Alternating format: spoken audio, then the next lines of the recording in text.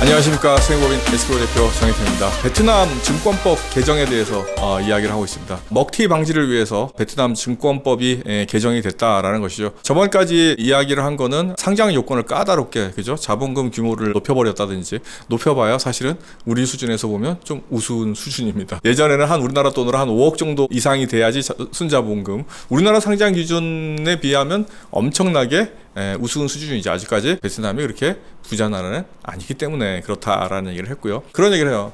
베트남에 뭐 투자하면 어떤 걸 투자해야 되는지 일단 그런 얘기를 하는 분들이 있는데, 제가 뭐라고 얘기했어요? 아직까지 베트남이라는 나라는 사회주의 시스템을 가지고 있기 때문에 투자라든지 이런 데 제약이 많고, 돈을 벌었다고 하더라도 함부로 가져 나오지 못하는 여러 가지 문제점이 있는 데다가 이번 개정을 통해 가지고 어느 정도 개방이 된다고 하더라도 상당한 부분은 위험하다, 아직까지는요. 그렇지만은 분명히 투자를 했을 때 얘네들이 점점 개방의 강도를 높일 수밖에 없을 거고, 경제 규모가 커짐으로 인해 가지고 그 개방의 압력을 받을 수밖에 없다라는 것이죠. 중국이 받고 있는 압력도 일종의 개방 압력이죠. 베트남도 점점 그렇게 될 것이고 개방이 될 것이다. 그러면 지금 투자를 해놓고 지금 당장 돈을 못 가져오더라도 나중에 엄청난 돈을 가지고 올 수도 있다라는 겁니다. 근데 전 세계적으로 세계 경기가 둔화 국면에 접어들었어요. 작년 말 정도에 세계 경제 성장률을 3.7%로 했어요. 올해 초에 3.5%로 했는데 최근에 3.3% 정도로 낮췄어요. 제 생각에는 더 낮아질 거로 보여집니다. 점점 어떻게 돼요? 경기 둔화가 가속화되고 있고, 그 결정적인 원인은 뭐냐면 유럽도 있지만 지금 미국이 둔화되고 있다라는 얘기를 제가 쭉 해왔습니다. 미국 같은 경우에는 두 가지가 상충된다고 얘기했죠. 베트남 경제 규모는 작고 취약하다. 따라서 미국이 안 좋아지면 제일 먼저 취약한 나라들이 영향을 받아요. 예외 없이 우리가 IMF 때 국가 부도 위기를 다 겪었어요. 동남아 국가들이. 그죠? 왜 그래요? 자본력이 취약하기 때문에. 미국에서 경기가 안 좋아지면 자국으로 화폐가 달러가 빨려 들어가기 시작해요.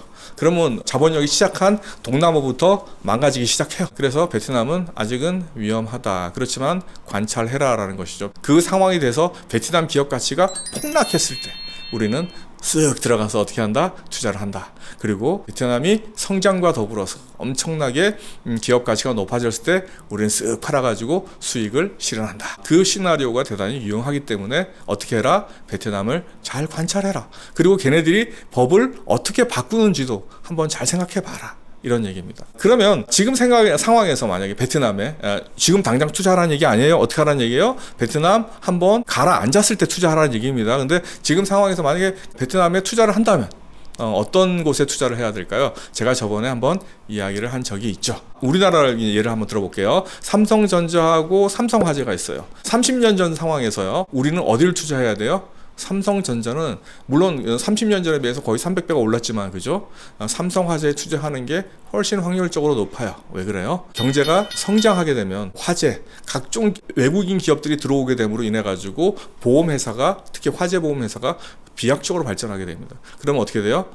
보험이 많이 들면 그 기업 가치가 높아지고, 기업 가치가 높아지면 성장이 높아지죠. 삼성화재가 30년에 비해서 지금 100배예요. 그죠? 가치가. 이런 거는 예측할 수 있다라는 거죠. 근데 삼성전자가 저렇게 잘할 줄 누가 알았어요? 몰랐어. 이거는 위험한 투자인 거예요. 사실 투자자 입장에서 보면 우리는요 30년 동안 100만 벌어도 돼요. 300배 꼭 벌 필요 없어요. 위험하게 삼성전자에 투자했을 필요가 없다라는 얘기를 했습니다. 그러면 지금 우리 투자자 입장에서 내 자식한테 내가 100배 성장할 수 있는 베트남 기업을 꼽아보라 라고 얘기하면 삼성화재 같은 거면 돼요. 그죠?